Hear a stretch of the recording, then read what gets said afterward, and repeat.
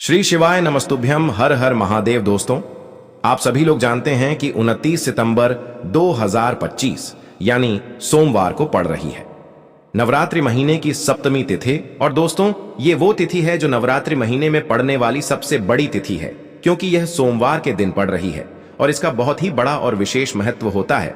पूज्य गुरुजी ने कहा है, अगर कभी भी मौका लग जाए और आश्विन महीने की सप्तमी तिथि सोमवार को पड़ जाए तो आप लोगों को 7 चने की दाल वाला उपाय तो अवश्य ही करना चाहिए। इन दोनों का संयोग बहुत ही कम आता है। और दोस्तों, पूज्य गुरुजी ने अपनी शिव महापुराण की कथा में बताया है, इस दिन आपको 7 चने की दाल वाला उपाय तो अवश्य ही करना चाहिए, क्योंकि ऐसा दिन पूरे साल में सिर्फ एक ही बार आता है। और दोस्तों, आप सभी लोग जानते हो कि सोमवार का अगर सबसे बड़ा कोई उपाय है तो वो 7 चने की दाल वाला उपाय है। तो दोस्तों, इस सोमवार के दिन आप लोगों को इस 7 चने की दाल वाले उपाय को जरूर करना है।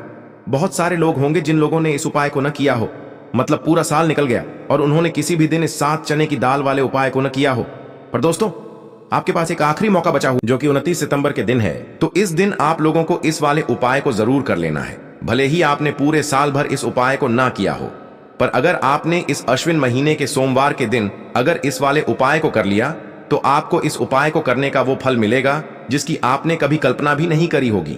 इसीलिए आप लोग इस वाले उपाय को एक बार जरूर कर लेना, ताकि आप लोगों के हाथ से यह मौका ना जा सके और आपको इस उपाय को करने का फल मिल सके। दोस्तों, यह उपाय पंडित जी ने अपनी अभी की ही शिव महापुराण की कथा में बताया है। जिस उपाय को आज हम आपको बहुत अच्छे से समझाने वाले हैं। इस वीडियो को देखने के बाद इस उपाय को समझने के लिए आपको कोई और वीडियो को देखने की जरूरत नहीं पड़ेगी। तो चलिए दोस्तों, उपाय को शुरू करते हैं। देखिए, ये इस नवरात्रि महीने के सोमवार के दिन ये इतना खास होता है, इतना महत्वपूर्ण होता है। देखा गया है कभी कभी बड़े बड़े पूजा पाठ अनुष्ठान से जो मनोकामना पूर्ण नहीं होते, वो इस नवरात्रि महीने के सप्तमी के दिन एक छोटे से उपाय करने से ही आपकी मनोकामना पूर्ण हो जाती है। और बहुत सारे लोगों ने इस उपाय को किया भी है और उनको इस उपाय को करने का फल भी जरूर मिला है। अगर आप लोग भी इस उपाय को सोमवार सप्तमी के दिन करना चाहते हैं तो आप इस उपाय को पहले अच्छे से समझ लेना, सुन लेना, उसके बाद करना। आपको इस उपाय का फल जरूर मिलेगा। और इस उपाय को कर लेने से आपके घर में चाहे किसी भी प्रकार की दुख और समस्या क्यों ना चल रही हो, आपको उसका कारण भी नहीं पता है कि भाई यह समस्या किस कारण से चल रही है। उसका कुछ भी कारण हो सकता है, जैसे पितृ दोष हो सकता है या किसी भी तरह का मंगल दोष भी हो सकता है। तो इस दिन आप लोगों को यह वाला उपाय कर लेना है।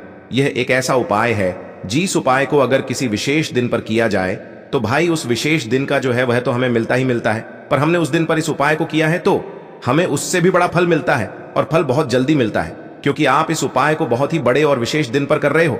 तो चलिए अब उपाय के बारे में बात करते हैं, लेकिन उससे पहले आप लोगों को यह जानना आवश्यक है कि आखिर ये उपाय किस समय करना है, किसको करना है और कैसे करना है। तो चलिए हम आगे आपको वीडियो में एक एक करके बता देते हैं, लेकिन उससे पहले अगर आप लोग हमारे चैनल पर नए हैं तो हमारे चैनल को सब्सक्राइब कर लेना और इस वीडियो को लाइक करके कमेंट बॉक्स में श्री शिवाय नमस्तुभ्यम ओम नमः शिवाय जरूर टाइप कर देना। और अपने फायदे के लिए, गरीबी दूर करने के लिए इस वीडियो को पूरा देख कर जाना, तभी आपको लाभ की प्राप्ति होगी। यदि आज आपने वीडियो को बीच बीच में से देखा, काट काट कर देखा, तो आपको जीवन में कभी सफलता हासिल भी नहीं होगी। तो दोस्तों, इस 7 चने की दाल वाले उपाय को हमें इस सोमवार के दिन कैसे करना है, किसको करना है, किस समय करना है और कहां पर करना है, ये सारे सवालों के जवाब आपको इस वीडियो में मिल जाएंगे। और जो ये वीडियो देखेगा भाई, उसको 7 चने की दाल वाला उपाय जरूर करना चाहिए, क्योंकि इस दिन एक चने की दाल का भी बहुत ही बड़ा और विशेष महत्व होता है। और जब बात आ जाए 7 चने की दाल की, तो ये सोने पे सुहागा वाली बात हो जाती है और ये एक बहुत ही बड़ा उपाय हो जाता है इस सोमवार सप्तमी तिथि का। अब हम समझते हैं इस वाले उपाय को हमें करना किस समय है। इस 7 चने की दाल वाले उपाय को हमें इस सोमवार के दिन करना किस समय है, तो देखिए, इस उपाय को करने का जो समय है वह सुबह का समय है और शाम का समय भी है। अब देखिए, यहाँ पर हम मुख्य रूप से सुबह का समय नहीं बोलेंगे, क्योंकि 29 सितंबर सोमवार सप्तमी का दिन है और इस दिन प्रदोष काल के समय का बहुत महत्व होता है। बाकी अगर सुबह के समय भी करेंगे तो भी अच्छा होगा, उसमें कोई भी दिक्कत वाली बात नहीं है। तो चलिए जानते हैं इस विशेष उपाय के बारे में।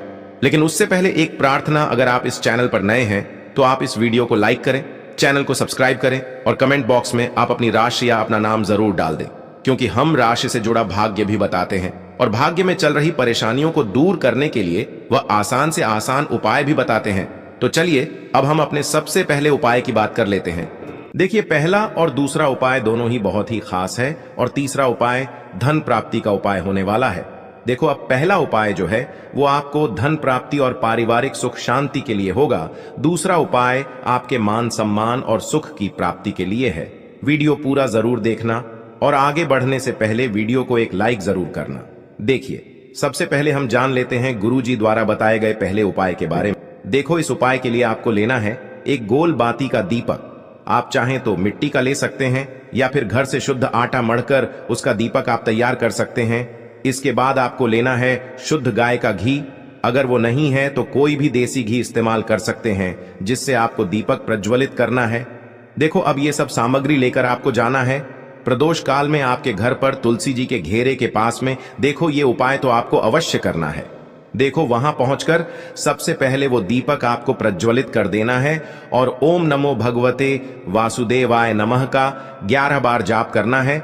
उसके बाद आपको अपने सीधे हाथ में थोड़ी हल्दी लेकर उस दीपक में अपना नाम और गोत्र बोलते हुए डाल देना है। उसके बाद माता लक्ष्मी से आपको प्रार्थना करना है कि हे महालक्ष्मी, हमारी सभी दुख तकलीफों को दूर करो। हे महादेव, हमारे सब दुख कष्टों को खत्म करो। इस भावना से आपको ये उपाय करना है।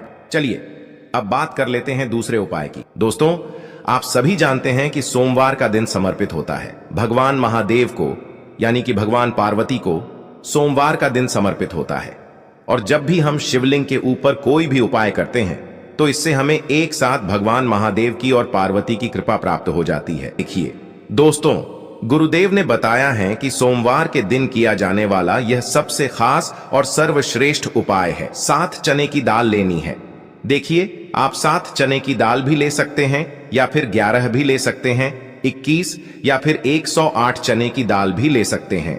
यदि आप 21 चने की दाल लेते हैं तो यह आपके उपाय के लिए अत्यधिक सर्वोत्तम होता है। तो इस प्रकार से आप कम से कम 7 चने की दाल ले सकते हैं और अधिक से अधिक आप 108 चने की दाल ले सकते हैं। अब देखिए, इसी के साथ में आपको मात्र 1 लोटा शुद्ध जल लेना होगा तांबे के पात्र के अंदर अपने ही घर से, और साथ ही में आपको मात्र 1 से 2 गू के टुकड़े भी लेने हैं।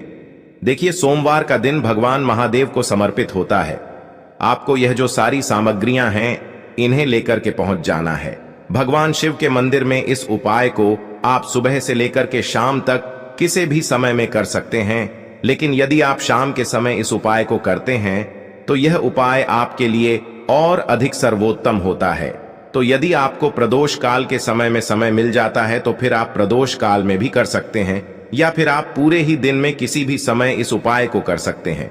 देखिए, शिव मंदिर पहुंचने के बाद सबसे पहले तो आपको दक्षिण दिशा में बैठ जाना है।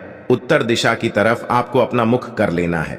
लेकिन यदि शिवालय में भीड़ है, शिव मंदिर में भीड़ है, तो फिर आप किसी भी दिशा में बैठकर इस उपाय को कर सकते हैं। तो देखिए, सबसे पहले आपके पास जो गुड़ के टुकड़े हैं, जो आप गुड़ के टुकड़े लेकर के आए थे, उन्हें आपको शिवलिंग के सामने ही जो आपके पास 1 लोटा जल है उस पात्र में आपको ये गुड़ के टुकड़े डाल देना है। इसी के साथ में आप जो चने की दाल लेकर के आए थे, चाहे आप 7 चने की दाल लेकर के आए हैं, 11, 21 जितने भी आप चने की दाल लेकर के आए हैं, इस चने की दाल के ऊपर आपको जो आपके पास गुड़ वाला जल आपने तैयार किया है, इसमें से थोड़ा सा जल आपको इस चने की दाल पर डाल लेना है।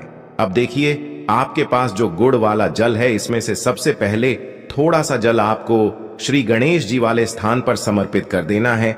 श्री शिवाय नमस्तुभयम इस मंत्र का जाप करते हुए फिर थोड़ा सा जल आपको श्री कार्तिकी जी वाले स्थान पर समर्पित करना है। श्री शिवाय नमस्तुभयम इस मंत्र का जाप करते हुए फिर थोड़ा सा जल आपको माता अशोक सुंदरी वाले स्थान पर भी समर्पित करना है।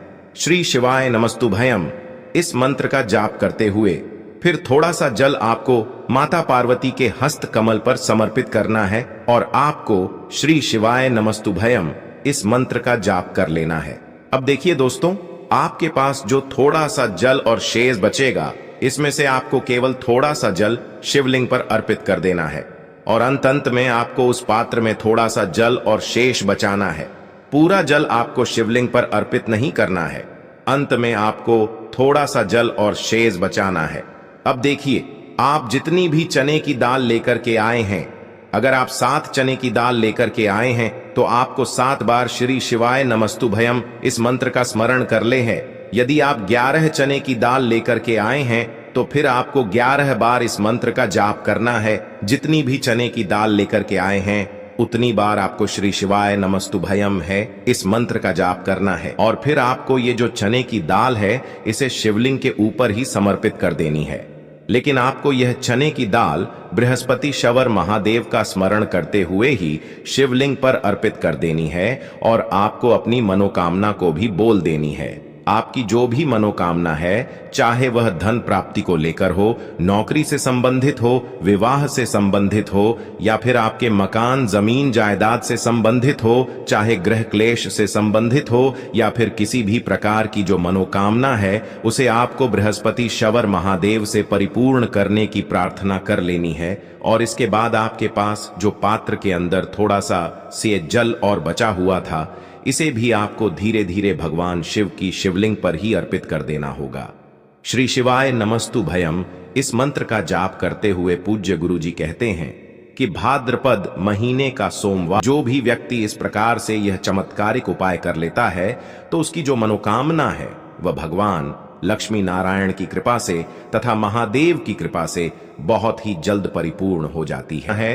बात करते हैं अगले उपाय की। देखो, इस उपाय के लिए आपको मात्र 2 लौंग लेनी होगी, यानी कि आपको लौंग का जोड़ा लेना है।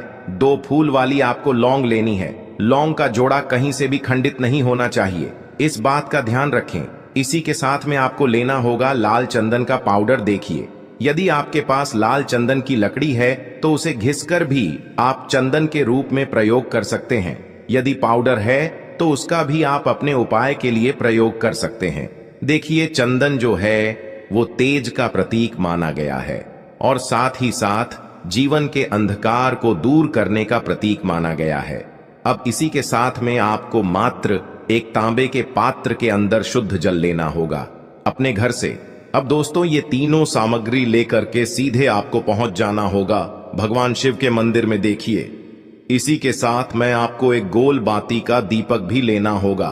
दीपक आप मिट्टी का भी ले सकते हैं, शुद्ध आटा मढ़कर उसका भी तैयार कर सकते हैं। और दीपक में आपको शुद्ध घी का प्रयोग करना है। लेकिन जैसे ही आप इन सभी सामग्रियों को मंदिर में लेकर के पहुंचेंगे, मंदिर में जैसे ही आप चौखट के वहां पर पहुंचेंगे तो मंदिर की चौखट के सीधे तरफ आप जो अपने साथ एक गोल बाती का दीपक लेकर के आए हैं उसे आपको सबसे पहले तो प्रज्वलित कर देना है। यानी कि जैसे ही आप मंदिर की चौखट के वहां पर प्रवेश करते हैं तो उसके सीधे तरफ आपको ये गोल बाती का दीपक प्रज्वलित कर देना है। अब देखिए, जैसे ही आप यह दीपक प्रज्वलित करेंगे तो आपकी जो भी मनोकामना है उससे आपको बोल देना है। आप इस दीपक को इस प्रकार से प्रज्वलित करने के बाद इन सभी सामग्रियों को आपको शिवलिंग के पास में लेकर पहुंच जाना है। अब देखिए दोस्तों, आपके पास जो एक तांबे के पात्र के अंदर शुद्ध जल है उसमें से आपको केवल आधा लोटा जल ही भगवान शिव के शिवलिंग पर अर्पित करना है। आधा लोटा जल आपको उसी पत्र के अंदर बचा लेना है। अब दोस्तों, आपके पास जो 2 लौंग हैं, यानी कि लौंग का जोड़ा है, उससे आपको अपना नाम और अपने गोत्र को बोलते हुए आपकी जो भी समस्या चल रही है, आपके जीवन में जो भी परेशानी उत्पन्न हो रही है, उन्हें आपको बोल देना है। और ये जो लौंग का जोड़ा है इसे आपको भगवान शिव के शिवलिंग पर अर्पित कर देना है। जैसे आप ये 2 लौंग शिवलिंग पर चढ़ाएंगे तो अपना हाथ जो है वहां पर आपको रखना है और महादेव से आपको प्रार्थना करनी है कि मेरे जीवन की ये जो परेशानियां हैं ये सभी दूर हो जाएं। यानी कि आपके जीवन में धन की संबंधित परेशानी चल रही है, कर्ज की समस्या चल रही है, बच्चों का पढ़ाई लिखाई में मन नहीं लग पा रहा है, घर के जो आर्थिक संकट है वह सभी दूर हो, व्यापार आपका ढंग से नहीं चल पा रहा है, घर में रोग की स्थिति बनी हुई है, यानी कि जिस भी प्रकार की आपकी समस्याएं हैं उसे आपको महादेव से बोल देना है और महादेव से इन सभी समस्याओं को दूर करने के लिए आपको प्रार्थना कर लेनी है। अब देखिए दोस्तों, आपने जो 2 लौंग शिवलिंग पर समर्पित की थी उससे आपको वहां से उठा लेना है और इन दोनों लौंग को आपको शिवलिंग से उठा करके सीधे उससे जल के पात्र के अंदर डाल देना है। यानी कि अपने आधा लोटा जल और बचाया हुआ था उसी के अंदर आपको ये 2 लौंग डाल देनी है और साथ में आप जो लाल चंदन लेकर के आए थे उस लाल चंदन को भी आपको उसी पात्र के अंदर डाल देना है। यानी कि आधा लोटा जल और बचा हुआ है तो उसी आधे लोटे जल के अंदर आपको ये लाल चंदन भी डाल देना है। अब देखिए इस आधे लौटे जल में है जिसमें अपने 2 लौंग डाली है, लाल चंदन डाला है, उसे सीधे लेकर के आपको पहुंचना है बेलपत्र के वृक्ष के। वहां पर देखिए बेलपत्र का वृक्ष यदि आपके घर पर है तो वहां पर आपको आ जाना है, आपके घर के आसपास कहीं भी है तो वहां पर आपको पहुंच जाना है। और उसके बाद आपका जो मुख है वह दिशा की ओर होना चाहिए और उसके बाद आपको अपना नाम और अपनी गोत्र को बोलना है और पुनः अपने जो भी परेशानियां शिवलिंग के पास में बोली थी उन्हें आपको वापस से बेलपत्र के वहां पर भी बोल देनी है। और ये जो आधा लोटा जल और है इससे आपको पूरा बेलपत्र के वृक्ष की जड़ DDH में श्री शिवाय नमस्तुभ्यम इस मंत्र का जाप करते हुए समर्पित कर देना है। तो बस इतना सा उपाय आपको करना है, जो भी आपकी परेशानी है, समस्या है, उससे महादेव निश्चित ही दूर करेंगे।